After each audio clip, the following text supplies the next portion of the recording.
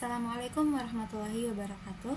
Perkenalkan, saya Aziza HR dengan NIM 210422252. Baiklah, di sini saya akan mempresentasikan tugas pengembangan organisasi pertemuan 1 dan 2 dengan judul karakteristik organisasi sebagai suatu sistem dan pengembangan organisasi. Nah, terlebih dahulu teman-teman harus mengetahui apa itu organisasi.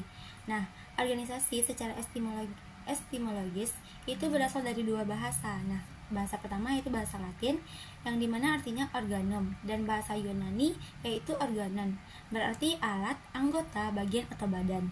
Nah, para ahlinya mengatakan, menurut Stoner, ia menjelaskan bahwa organisasi merupakan sebuah pola hubungan melalui pengarahan atasan untuk mencapai tujuan bersama. Asas-asas organisasi yaitu ada pembagian kerja, koordinasi, pelimpahan wewenang, rentangan kontrol, jenjang organisasi, kesatuan perintah, fleksibilitas, keberlangsungan, dan keseimbangan. Nah, kita mengetahui juga organisasi sebagai sistem. Nah, di mana ini merupakan sekumpulan elemen yang saling berinteraksi dalam suatu kesatuan yang utuh dan secara simultan berproses ke arah tercapainya teori organisasi. Teori organisasi itu terbagi menjadi 3. Yang pertama yaitu teori klasik. Nah, ini disebut juga dengan teori tradisional atau teori mesin yang berkembang sejak abad ke-19 atau 1800-an. Nah, ini juga terbagi menjadi 3 bagian. Yang pertama birokrasi, di mana salah satu pencetus teori dari karakteristik birokrasi tersebut yaitu Max Weber. Yang kedua administratif. Nah, teori ini menekankan pada aspek makro dan praktik langsung manajemen. Yang ketiga yaitu manajemen ilmiah. Nah, di mana satu tokoh pengusungnya yaitu F.W. Taylor pada tahun 1900-an.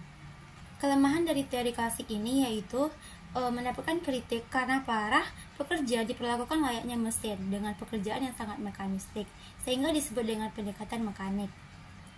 Nah, yang kedua yaitu ada teori neoklasik, di mana ia juga disebut dengan teori hubungan manusiawi. Nah, pencetus teori ini pertama kali oleh Alton Mayo, yaitu pada tahun 1927, di mana dari serangkaian percobaannya di mana mempelajari pengaruh kondisi fisik ruangan tempat bekerja dengan prestasi kerja. Nah, teori ini juga muncul akibat ketidakpuasan dengan teori klasik dan merupakan teori penyempurnaan dari teori klasik. Nah, di mana ketiga teori organisasi yang tergabung dalam teori klasik tersebut dinilai sangat kaku dan mengabaikan hubungan manusiawi. Ketiga yaitu ada teori modern. Nah, ini disebut juga dengan teori analisa sistem atau teori terbuka. Ini muncul pada tahun 1950 akibat ketidakpuasan dari dua teori di atas. Organisasi bukan sistem tertutup yang berkaitan dengan lingkungan yang stabil, akan tetap organisasi merupakan sistem terbuka yang berkaitan dengan lingkungan, dan apabila ingin survival atau dapat bertahan hidup, maka ia harus bisa beradaptasi dengan lingkungan. Klasik ini memusatkan pandangan pada analisa dan deskripsi, sedangkan teori modern tersebut yaitu menekankan pada perpaduan dan perencanaan sehingga terlihat lebih menyeluruh. Nah, teori klasik juga mencari konsep koordinasi, skalar, dan vertikal. Sedangkan dari teori modern sendiri, ia lebih dinamis, sangat kompleks, multilevel, multidimensi, dan lain sebagainya. Nah, pengaruh lingkungan terhadap organisasi dapat dianalisis melalui dimensi kompleksitas, stabilitasnya. Kedua dimensi ini menentukan besarnya tingkat ketidakpastian lingkungan yang harus dihadapi oleh organisasi sendiri. Strategi pengendalian lingkungan tersebut yaitu ada 2 cara, yaitu dengan mengusahakan terciptanya hubungan yang baik dengan elemen-elemen terpenting dari lingkungannya. Yang kedua yaitu membentuk lingkungan agar tidak berbahaya dan bisa menguntungkan bagi organisasi.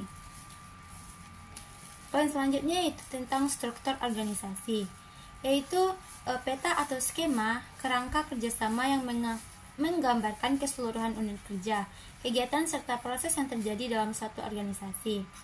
Adapun komponen dasar struktur organisasi yaitu pembagian tugas per divisi, tingkat hierarki, rentang kendali, kepemimpinan dan manajemen, sistem hubungan dalam organisasi, dan spesialisasi kerja. Adapun bentuk struktur organisasi itu yaitu terdiri dari 4 bagian, di mana yang pertama yaitu struktur fungsional. Ya, ini merupakan salah satu bentuk struktur organisasi di mana aktivitas dan tugas dibagi berdasarkan fungsi atau departemen yang berbeda dalam suatu organisasi. Yang kedua itu ada struktur produk. Struktur organisasi yang mengelompokkan unit-unit menurut jenis produksinya. Yang ketiga yaitu struktur campuran atau hibrida. Struktur yang mengkombinasikan dua struktur dasar organisasi.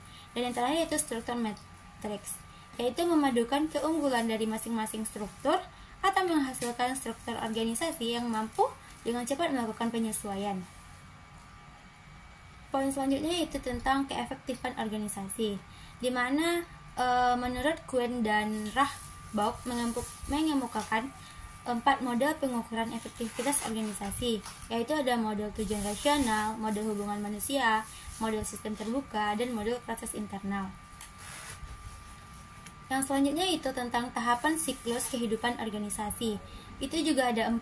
Yang pertama yaitu entrepreneur atau wirausaha.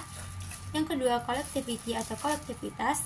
Yang ketiga formalis and control atau formalisasi dan kontrol. Dan yang terakhir itu ada penggayaan struktur. Materi berikut yaitu tentang pengembangan organisasi. Nah, di mana pengembangan organisasi tersebut adalah sebuah strategi untuk merubah nilai-nilai daripada manusia dan juga struktur organisasi sehingga organisasi itu adaptif dengan lingkungannya. Yang pertama yaitu faktor internal yang mendorong perubahan organisasi. Ada 6. Yang pertama yaitu visi dan kepemimpinan, budaya organisasi, struktur organisasi, kualitas SDM, kondisi keuangan, dan proses dan teknologi internal. Adapun faktor eksternal yang mendorong perubahan organisasi tersebut yaitu ada 8 poin. Yang pertama teknologi, perubahan ekonomi, persaingan, perubahan regulasi dan kebijakan pemerintah, perubahan sosial budaya, globalisasi, tekanan dari pemangku kepentingan, dan krisis kejadian tak terduga. Poin selanjutnya itu tentang penolakan terhadap perubahan, yang dimana ada 6 poin. Yang pertama itu pendidikan dan komunikasi. Nah, ini biasa digunakan bila ada kekurangan informasi atau ketidakpastian informasi dan analisis. Yang kedua yaitu partisipasi dan keterlibatan. Itu digunakan bila pengambilan inisiatif tidak mempunyai semua informasi yang dibutuhkan. Yang ketiga ada kemudahan dan dukungan. Yang keempat, negosiasi dan persetujuan. Nah, ini digunakan bila banyak dari orang atau kelompok dengan kekuatan cukup besar untuk menolak akan kalah dalam satu perubahan. Yang kelima, manipulasi dan bekerja sama. Dan yang terakhir itu ada paksaan eksplisit dan implisit. Materi selanjutnya yaitu proses pengelolaan perubahan. Ini ada 6 poin. Yang pertama, tekanan dan desakan, intervensi dan reorientasi, penemuan, percobaan dan hasil, pemungkutan dan penerimaan, dan terakhir yaitu diagnos dan pengenalan masalah. Adapun tahapan dalam program pengembangan organisasi, di mana asumsi-asumsi dalam pengembangan organisasi tersebut merupakan sebuah asumsi tentang individu, asumsi tentang individu dan kelompok, dan asumsi tentang individu dalam sistem organisasi. Nah, ketiganya itu memiliki kesamaan dalam upaya untuk mengembangkan kemampuan pada kondisi yang lebih baik.